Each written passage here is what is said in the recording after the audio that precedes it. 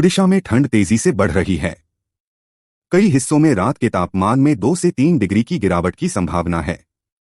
वहीं घने कोहरे को लेकर अगले 2 दिनों के लिए अलर्ट जारी किया गया है।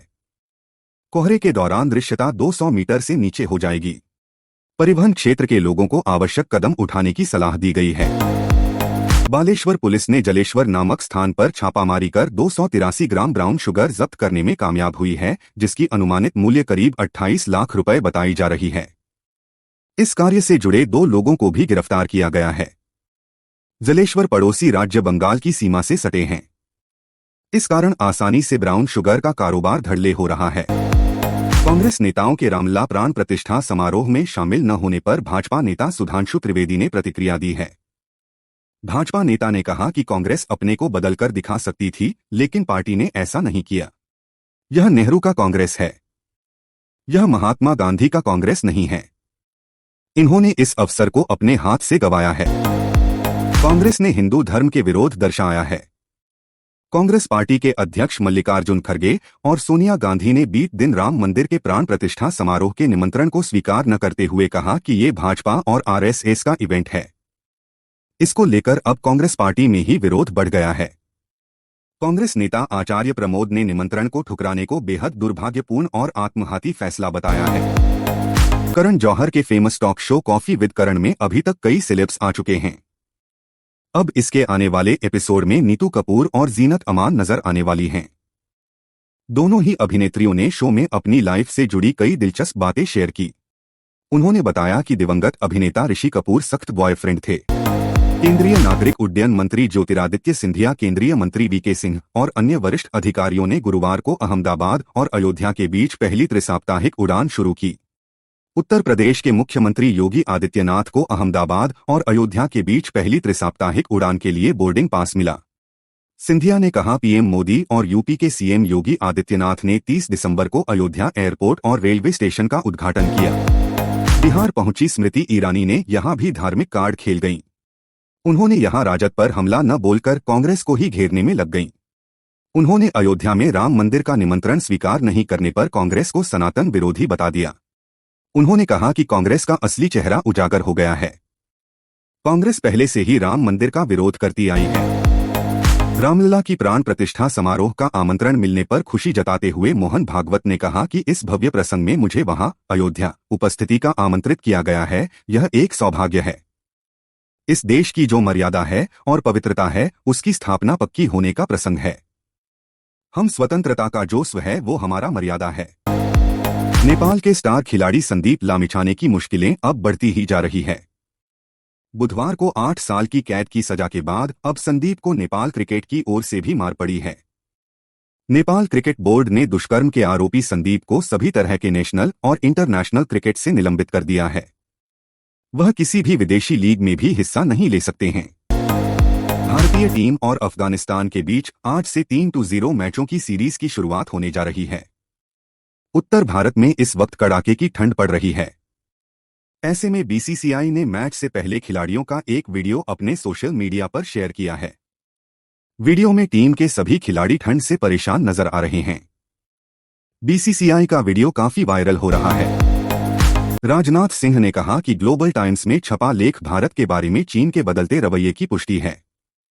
लंदन में इंडिया हाउस में स्वागत समारोह में राजनाथ सिंह ने कहा कि ऐसा लगता है कि चीन सरकार हमारी आर्थिक और विदेश नीतियों के साथ साथ हमारे बदलते रणनीतिक हितों को भी स्वीकार कर रही है। राजनाथ सिंह ने पीएम मोदी की लीडरशिप की सराहना करते हुए कहा कि पीएम मोदी की वजह से कुछ घंटों के लिए रूस यूक्रेन युद्ध थम गई थी। युद्ध की वजह से कीव और यूक्रेन में अन्य जगहों पर पढ़ रहे हमारे बच्चों के माता पिता उनके ठिकाने और व्यक्तिगत सुरक्षा के बारे में चिंतित थे।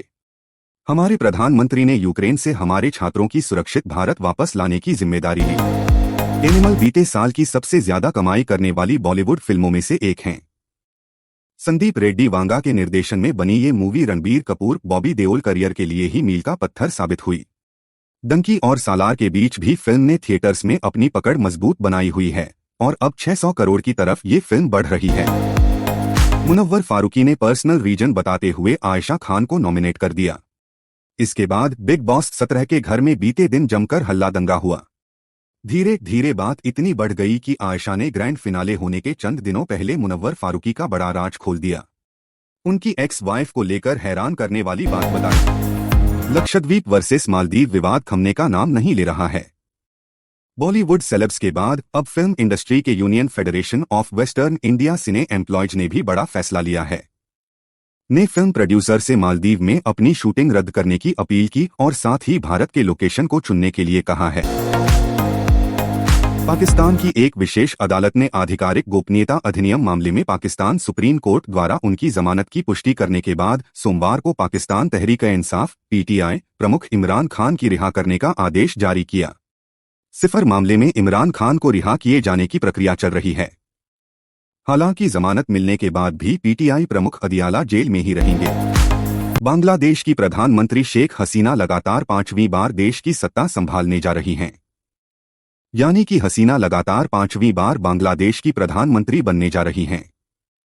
प्रधानमंत्री शेख हसीना ने अपनी चुनावी जीत के बाद कहा कि भारत बांग्लादेश का एक महान मित्र है और हमारे बीच अद्भुत संबंध हैं। पीएम शेख हसीना ने राजधानी ढाका में अपने आधिकारिक निवास गणभवन में मीडिया को संबोधित किया। नागरिक उड्डयन मंत्रालय ने कहा कि डीजीसीए ने फ्लाइट क्रू दल के लिए अनिवार्य साप्ताहिक आराम की अवधि को 36 घंटों से बढ़ाकर 48 घंटे कर दिया है। इस बारे में पायलट की थकान को लेकर मंत्रालय को काफी समय से शिकायतें मिल रही थीं। डीजीसीए ने रात में काम करने वाले पायलटों के लिए अधिकतम उड़ान ड्यूटी अवधि को 13 घंटे से घटाकर 10 घंटे कर दिया है। पीएम मोदी पर की गई अशोभनीय टिप्पणी का मामला दिन-ब-दिन बढ़ता जा रहा है। मालदीव के मंत्रियों मरियम शिवना की पीएम मोदी पर भड़कीले बयान से पूरा देश नाराज है। इस मामले में हर कोई सोशल मीडिया के जरिए अपना गुस्सा जाहिर कर रहा है। क्रिकेटर्स भी इसमें पीछे नहीं रहे। वीरेंद्र सहवाग से लेकर कई क्रिकेटर्स ने पीएम मोदी का सपोर्ट किया। अफगानिस्तान के खिलाफ 11 जनवरी से शुरू हो रही 3 मैचों की टी सीरीज के लिए भारतीय टीम का ऐलान कर दिया है। विराट कोहली और रोहित शर्मा की लंबे समय बाद टीम में वापसी हुई है। वहीं ईशान किशन को सेलेक्टर्स ने एक बार फिर नजरअंदाज किया है।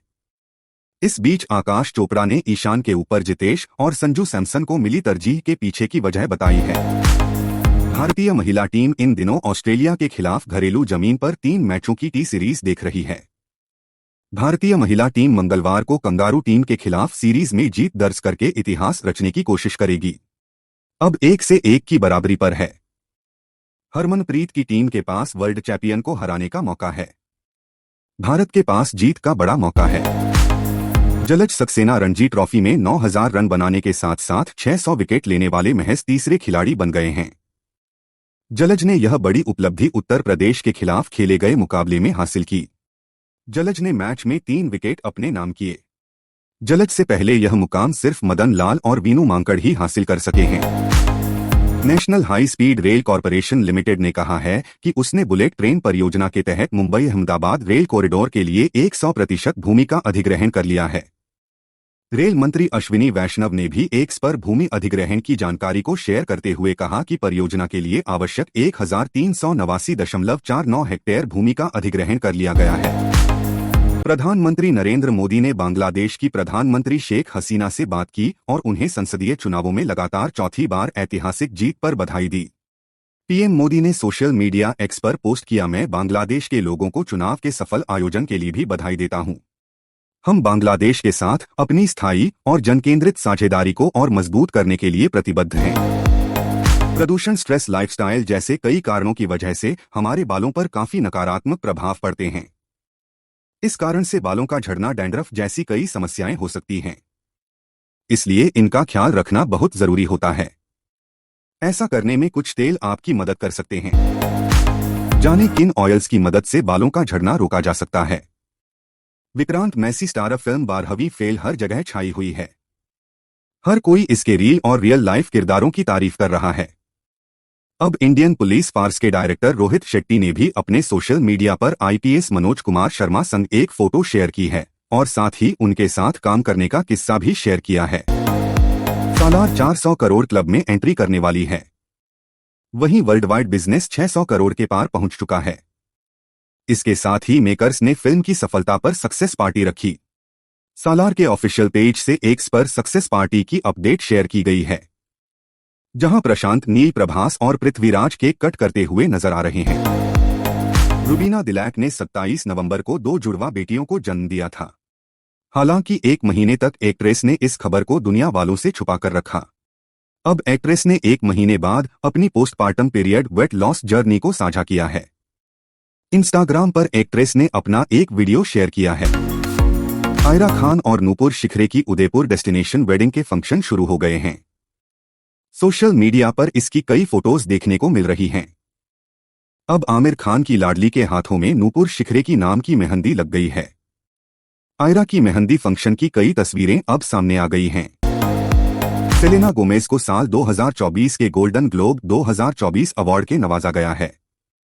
ऐसे में सिंगर ने इस जीत का जश्न मनाते हुए सोशल मीडिया पर अपनी फोटो शेयर की है।